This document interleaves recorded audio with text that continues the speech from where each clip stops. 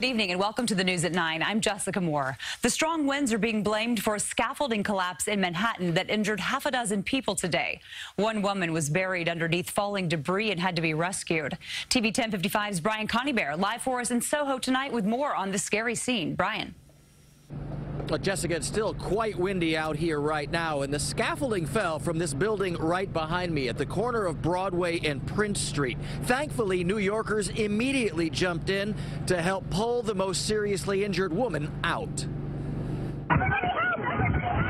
Frantic moments after a 40-foot section of construction scaffolding suddenly crumpled to the ground in the high winds at 11:30 a.m. Sunday, landing right on top of pedestrians. It was crazy. It was real crazy. Will Alston works in the building where it happened and rushed to help pull wooden planks and twisted metal off one injured woman bleeding from the head. First thing, I just ran outside, just check on her.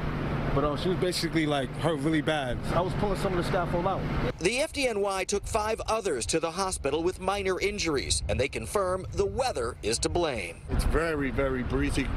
Winds coming shooting down out of the north down Broadway, and plywood paneling that acts as a barrier for the workers up on this scaffolding. It acted as a sail and it took the shed down. The scaffolding's supposed to protect us from buildings, but what's going to protect us from the scaffolding? City Councilman Ben Kalo says some scaffolding stays in place for years and deteriorates over time. He wants a 3 to 6 month limit on scaffolding. The scaffolding shouldn't be up so long that it becomes a danger in itself. The scaffolding that collapsed today has been up here nearly a year, according to the Department of Buildings. The DOB is investigating the incident and a similar scene at 753 East 6th Street, where another set of scaffolds came loose from a building being worked on there. Fortunately, no one was injured in that case.